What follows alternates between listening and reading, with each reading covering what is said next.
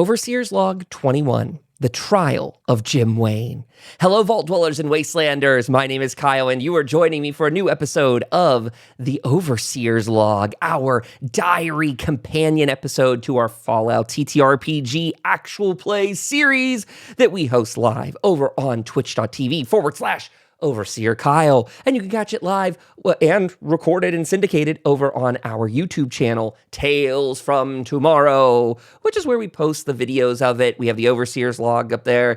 And if you're a paid member, you get access to the case review, which is our critical after-show evaluation, our decompress that we do. But for that, you got to go over to our coffee page, ko-fi.com/Overseer Kyle. And that's going to be it for the initial housekeeping of this. There's going to be more news and updates to give you, but that's all the typical rigmarole to give. The thing I really want to talk about is how frustrated I am about my freaking computer this last week.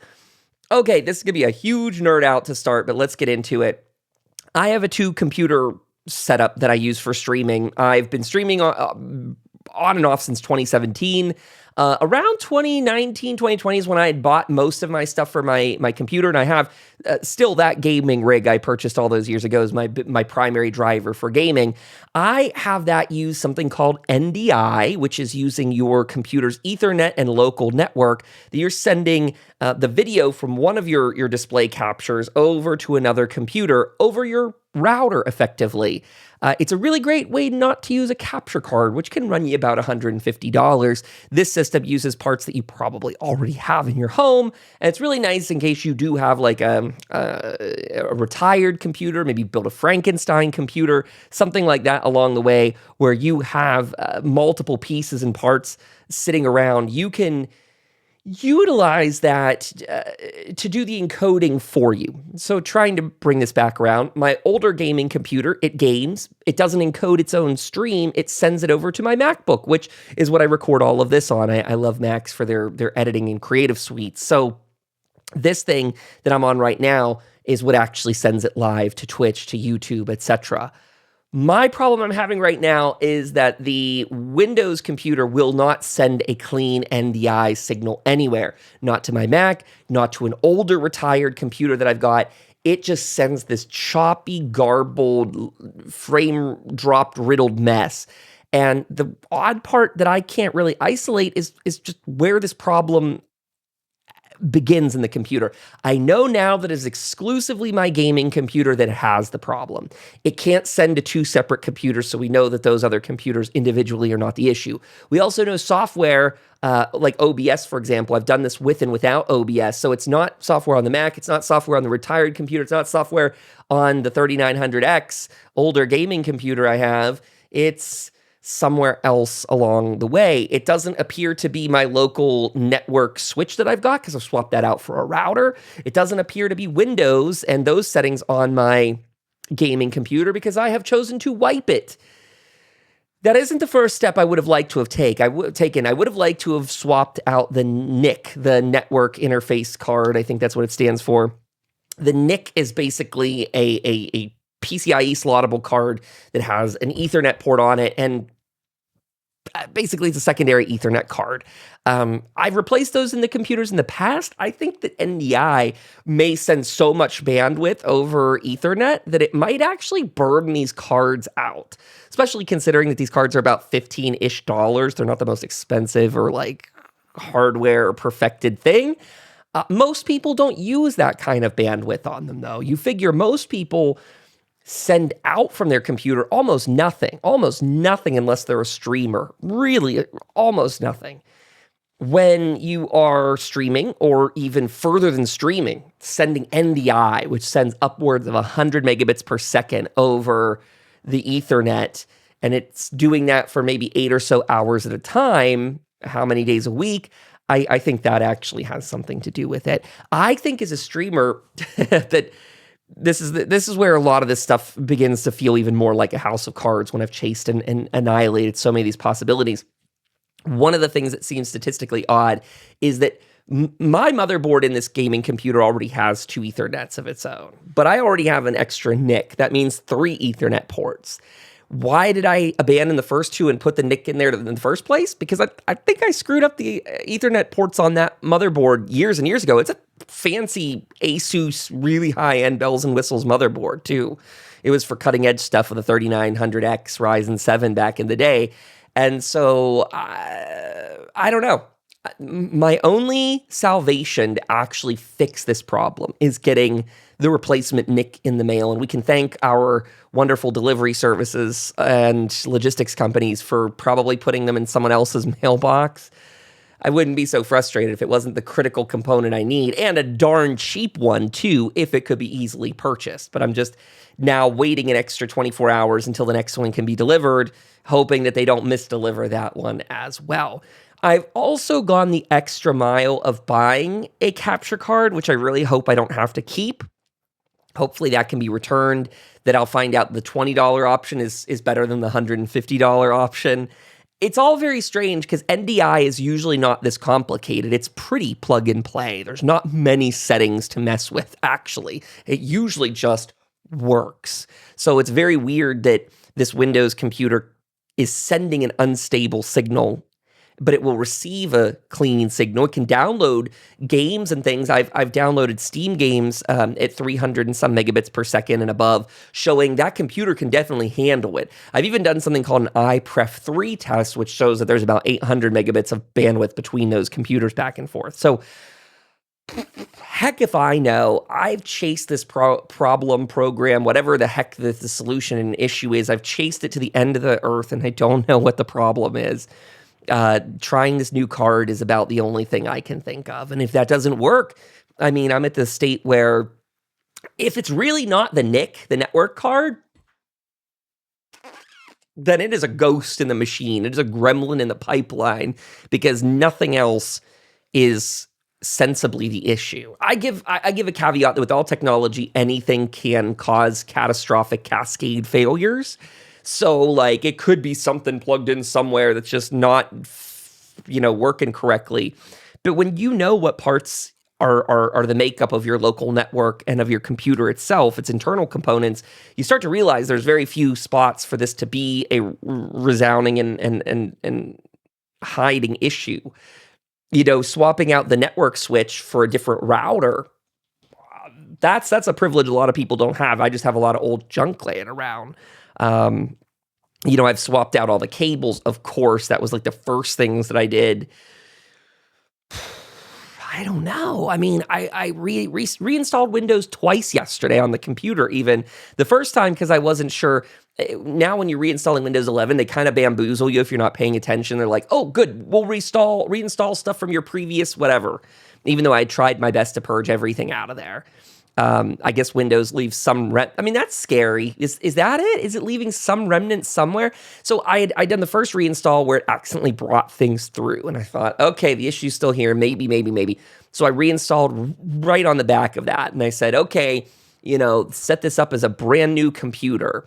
But I mean, I even did a CMOS wipe on my motherboard the other day just because it was power cycle failing whenever I had reinstalled Windows. I'm guessing there was something probably not completely set up there, so I can work on overclocking my CPU and my RAM later. But wow, what a thing, what an issue. I have no idea what the problem is. If anyone else out there has ideas or solutions, please feel free to leave them in the comments below. I'd be very interested to hear them out. Just knowing that I've done probably everything past like intermediate, past advanced. We're on to like master expert level things right now. I still don't rule out that it could be something ridiculously simple. But when you consider I've been successfully doing this NDI stream for months, years even, but specifically like I've been doing it now for about a month straight in this configuration I have right now. And all the hardware has been doing this stuff for even longer.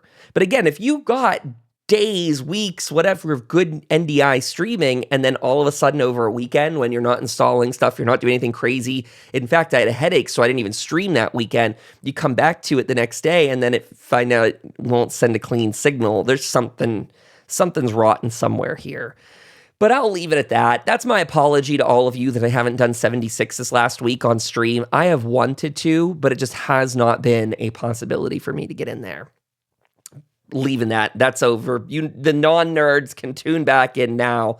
Let's talk about our prop review video. You could actually see it right there in the background, an unboxing of the Nuka-Cola Fizz Kit or Fizz Club bundle that they sent out from the Bethesda shop. Mixed reviews for that. Bethesda recycled a lot of merch from it, but I'll leave it there and you can go check that out for yourself. By the way, I'm reading this off of our beautiful weekly recap, which is up in the Discord server. So check the description below to get it on the Discord server or go to overseerkyle.com. And actually, while we're at it, why don't we cycle some of these things? I will do a little bit more housekeeping. Just to remind you all, the code for this month is VAULT2 to save yourself 20% off the Bethesda shop. They've been adding some cool things up there, some flags, some Nuka-Cola shirts, all kinds of goodies. And again, you can snag it 20% off with the code VAULT2. It kicks us back a nice commission off of it. So that is all wonderful. Why don't we go through all of them briefly to remind, if you want to actually buy the TTRPG or any of the beautiful minifigs for the game, the Fallout TTRPG itself, go use the code BTAILS, it's over here this time, BTAILS at checkout on the Modifius site. 10% off for you, 10% kickback for me, so a beautiful way to help each other out.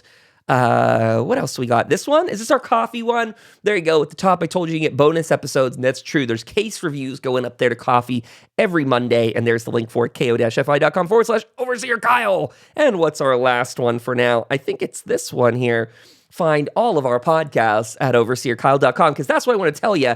That's where you can find the Discord link. If you want to join Discord, you want to get any of the things I mentioned throughout the show, they should all be at overseerkyle.com. Nice and easy for you. But back to the notes, I just mentioned we did our prop review. That's on the Overseer Kyle YouTube channel. On that same YouTube channel, you can find our Vault broadcast episode number 11. That is with Nick from Onyx Props. Fantastic episode. He's got such a cool NCR Ranger cosplay, and it turns out that Nick knows some of the other cosplayers and folks that we've had through, including Claire and Marty and more. So if you want to get in on that episode, you absolutely should. There's links to it to YouTube and the corresponding Substack article, so go check that out for yourself. We've got the Tales from Tomorrow TTRPG, episode 21. Oh my gosh. Episode 21. Let's have a brief conversation about this, because this is going to get a little bit crazy. We just had the trial of Jim Wayne, and as a collective group of players and GM, we sort of talked about how we weren't thrilled with the outcome of this episode. This was one for Dark Knight to really lean in and figure out who Jim is as a character, because admittedly, Jim did something that was kind of edgelordy, I don't think DK was trying to be any kind of edgelord, but what Jim did was that sort of act where he killed a cultist in cold blood in the town, which honors laws and civility and all this other stuff. And not to mention the people in the town were already kind of polite and kind to these cultists, so to have them executed was a bit scary of an ordeal for them. And now Jim opted not to defend himself in court, which was not what the town was looking for.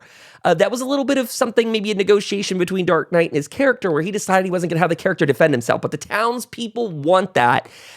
This is a good experience, as I've been talking to my players for the last week, in remembering that in a living world, these characters are not gods. They're not demigods. They're not local heroes. They're no one special. They've been in this town, though they've been playing the game for a year. They've been in the town for all of about 4 to 8 weeks. So when my players have been sort of asking questions about like, well, I'm going to use this defense in trial, and I'm going to say this, I'm going to say that, I tell my players all the time, by all means, go for it. I am here to encourage you to do anything you like in this game. I'm also here to remind you that all of these NPCs have a moral and ethical compass of their own. And should you run aground of that compass, you will be some kind of adversary to them. Whether that means a blood rival and it's going to go to fisticuffs, or it just means I do not like you because you have bad values and you mess up my stuff. And I remind my players, these town folks that you're messing with have lived here and resided here for longer than you. You've just rolled in like any other tumbleweed. You've helped them, yes, but have you helped them in any way that they couldn't have helped themselves? And that's where my players are sort of grappling with that idea of like, grr, we're not sort of the video game hero that, nothing can get us. There's no stain on our clothes. Instead, we are these average people who have little investment in this town, and so therefore our accolades, the things that we've done, really don't protect us very well. That is to say, my friend said, but we defended the town. Yes, along with all of the rest of the townspeople who built defenses, who manned those walls, who had their friends die in some of these invasions. But we saved Hell's Bells. Yes, remembering that Hell's Bells only went to that Wendigo cave because you guys took too long to depart the town on your own. You guys were doing some other mini quests and little adventures on the side, so therefore this other group of NPCs went in your stead, only to be attacked and killed, actually resulting in the death of 4 other townspeople. We really haven't talked about that. My friends and I have sort of just truncated it to you saved Hell's Bells, but you also put her in danger. I forgot that other people on that team died. So my players are just having a fun time of the bill of their misdeeds, accidental as they might be, are now coming due for the players, and that's just proving to be a heck of a fun time. And as I've warned all my players, including Dark Knight especially, I said, this is do or die week for Jim. If he doesn't defend himself successfully on Sunday, this upcoming episode 22, he's getting the gallows. Now, whether you guys try and get him out of that, that's all on you. But also, if you try and save Jim from local justice, you're not going to be allowed, permitted, or welcomed in that town anymore, right? Because you'll have run aground of their local justice. Now, being that this is a living world, could you go in there, bam, bam, bam, bam, Jim, bam, or, the opposite way around, bam, Tom, bam, Lena, bam, Mayor Smiles, could you kill the whole town? Yes. Are you going to get to say that you're the heroes? No, no. Instead, Rusty's warning that you guys might actually be the bad guys will have come true. And that, I think, is just, I don't know if I've set my players in this position as a trap. Not consciously. But there's certainly a fulfilling prophecy that's coming true somehow. I don't know if it's me that's the prime mover for that, or if it's my players, or if it's just the natural evolution of a world like this. But my players are just really, again, finding that what they've done in the past is having negative consequences that they, in their wording to me, they feel a bit like they should be a bit immune from it. But for example, if you remember back a couple episodes, Sam and Raven had it really in their craw that they wanted to get rid of those cultist bodies that the cultists didn't even care about, right? So Sam and Raven went out of their way to deposit those bodies in the river to get rid of them. But remembering that river is rich and filled with mirelurks, they chummed the waters. So it's a case of my players having this itch. They really are I don't need to do this. It's not part of the quest. I don't need anything to do with this, but I'm going to go scratch it anyway. And then them making it worse, right? Actually scratching a scab or something, making the situation worse. You're getting it now infected. The whole problem is getting worse. That's where my players are finding themselves at over and over and over again. And I'm not sure, I as the GM, I'm not trying to put them in those situations. As the GM, I'm only trying to think, here's how these people, these NPCs would interact. They don't have a vast view of the world. They don't have an above table view. These characters only care about their specific line of sight. Hey, I'm the mechanic, I'm the mechanist of the town. I make the robots go. This is my thing. I work here. I live here. I'm this person. Uh-oh, now these outsiders are coming in and they're messing with our stuff for better or for worse. And then everyone reacts to that sort of situation. So I don't know. It's very fun for me. And I think my players are having fun, but I think they're also getting a little stressed, a little tight around the collar there that uh-oh, we don't have infinite run of this situation. And if we make some mistakes, if we make lasting scars upon the town, again, Sam, Raven, Jim, when they decided to kidnap that Mothman cultist and bring him back to the town, they effectively revealed the town's location to the Mothman cultists. So that's one of those situations where it's like, my players probably felt very heroic in what they were doing, but accidentally damned the town in a sense, because now, oops, we put you on the radar, we made a beacon, uh-oh. Now, did my players know that was going to happen? No, nor did I, though. Nor did I until the very second it did. That's what I'm finding all very fun with this. But I think there is also a balancing act that eventually needs to come due, which is that these players do need to feel like they're on the high again. Right now, this is the low, and I think it's the low because there's a climax coming up with the Mothman Equinox. We've been talking about this for a while. The Mothman Equinox is sort of the most looming, timely event, and I think of that as like a mini plot arc. If you want to think of a TV series, we're coming towards the end of the season, and that means that a lot of loose threads that have all been open and unspooled, finalized, are now coming due, and they're all tightening up. You know, trials are being had for the murders that were committed. You know, people are showing what their character development is like, how they're feeling about these things. And so I just hope my players and everyone out there watching is having fun. It has been an absolute blast for me. So I recommend you go check out the episode up there on YouTube, the recap bit that's up there with the blog post up on the Substack, and get in on those newsletters. And then just to say also that I met this past Wednesday. I got to post that episode. I hope I remember that I've got an episode of our summer campaign series, now turned into fall campaign series. Those players met up on Wednesday night, and it was a beautiful, beautiful time. Everyone's very excited, and it really sounds like they're eager to make it into a full-scale campaign, which has me just thinking I might have to kind of work that in there a little bit to just all my setup for it. Like, they're very eager to get back and do this more regularly. So, I'm happy with that. I'm very happy with that. That's like getting told you're getting a promotion or something. Like here I am just hoping this group comes together and it's good. And they're telling me, they're like, well, I'm actually real invested in this. So that has me, again, very, very, very excited. I've already kind of teased this, but I'll do it as a reminder anyway. Go check out that case review, the critical after show evaluation for the trial of Jim Wayne, where we sit down afterwards and have our decompress about it. Very good. And then Overseer's Log 20 went up there on the feed in the last week. So be sure to go check that one out. That would be the one prior to this. And it should be up on all your favorite podcast players. If there's somewhere you can't get it, though, and you're looking for it, please let me know, and I will happily get it up there. And the best place to tell me that would probably be coming into the Discord server. So make sure to come on board. If you play Fallout 76, especially should be on board. Today, Saturday the 16th, we're going to do a crafting fair in the server, but considering as I can't play right now, or can't stream it at least, we've postponed and canceled that for this week. Maybe it'll get bumped to next week, though. That could be fun. We can just kick the crafting fair down the line. And I will put a little, I'll pin this back and say, it is my hope that by Monday, Tuesday, whatever, I can stream the game effectively. Even if the NDI thing is not the solution, hopefully that backup capture card that I've bought will allow me to do it. I don't need that capture card. I don't want to keep it, but I might need it. I don't need it in the grand scheme of things. I have no real use for it outside of this. I don't have a console to capture anything like that. But, yeah. Out of focus.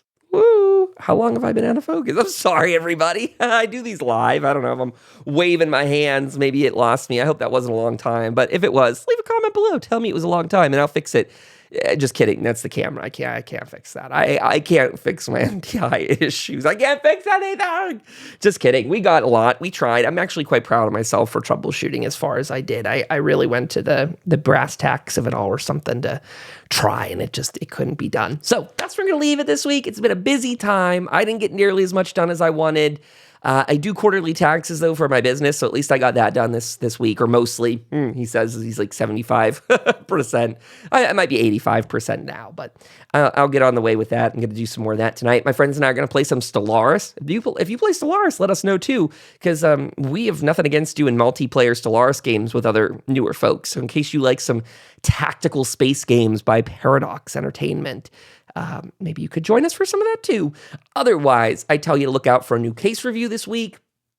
Tomorrow we record our new episode of the actual Tales from Tomorrow game. So if you're around 7:30 p.m. Eastern time, that's New York City time, be mindful that we will be recording that. It will be live, Twitch and YouTube. I also will be getting recorded for a podcast tomorrow, so that's really cool. Some German podcasters. This was related to Kelly. Kelly's the one that got in touch with me. If you know her from the Vault broadcast episode, Kelly's group got in touch. They want to interview me, which is super exciting.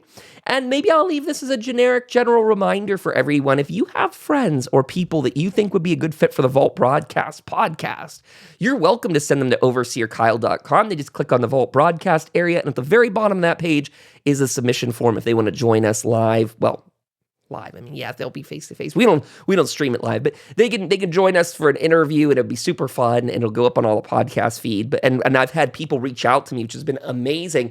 There have been people reaching out to me saying, "Kyle, can I get a slot? Can I do this? Can I do that?" So, I do want to make yeah, I'll put this at the very end here. No one that needs to hear this is going to hear this, but I have decided one thing, and this is not a harsh rule or anything.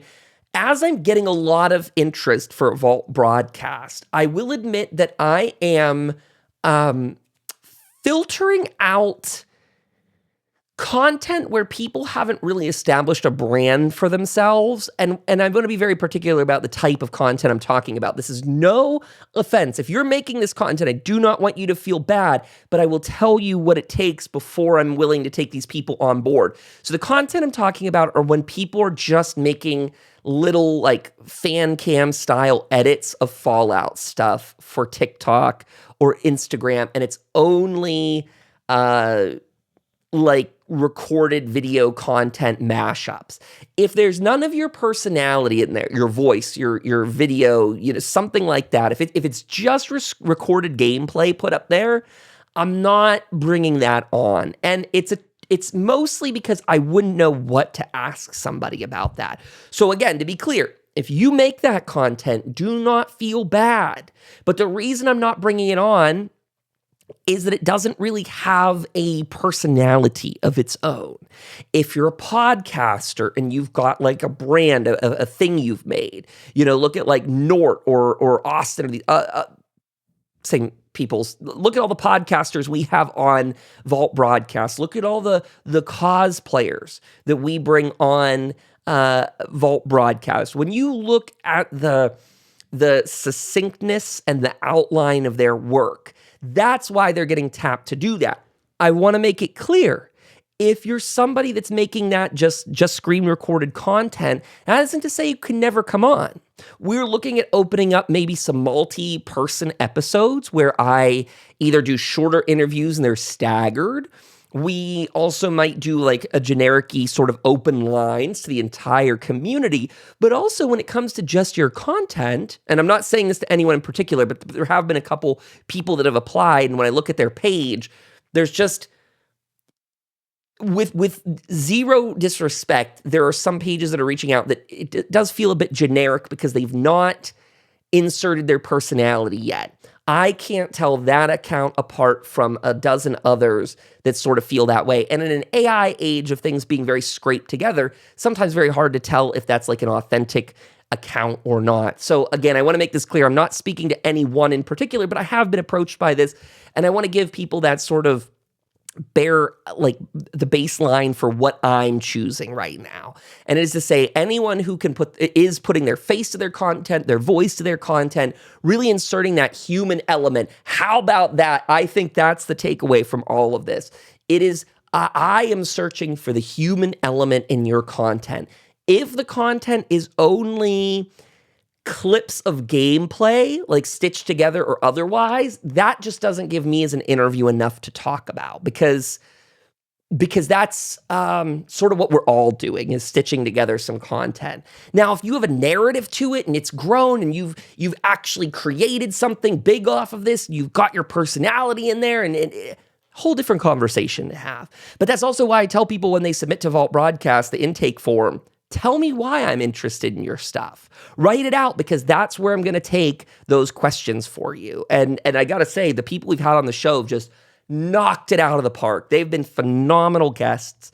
And it's a what do I want to say? I want to give them credit for having such a strong personality and humanity in the content they're already doing. It makes them so easy to talk to. So if you get looked over, you submit yourself to the forum, and you feel like this message is about you, I just want everyone out there to know this is just my baseline. And if you want to meet that challenge, make that content a little more personal in some way. Find that human element and drive it home in there so that it stands out and it becomes your own. And that is not me telling you that I know better, but that is the generic brand advice that everyone always gives out there, is figure out your niche and where you come through. And if your content isn't hitting that level yet, it just means there's more work for you to do, some more practice to be had, some more sharpening of the blade, so to speak.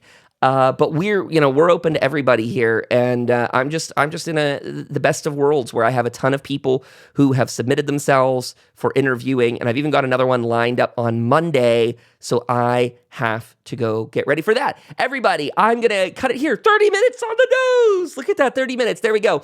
Everybody, go to overseerkyle.com. Didn't plan that. 30 minutes exactly. I will cut it. Thank you so much for your time. We will catch you next week all across the Overseer Kyle Network. See you then, Wastelanders. Take care.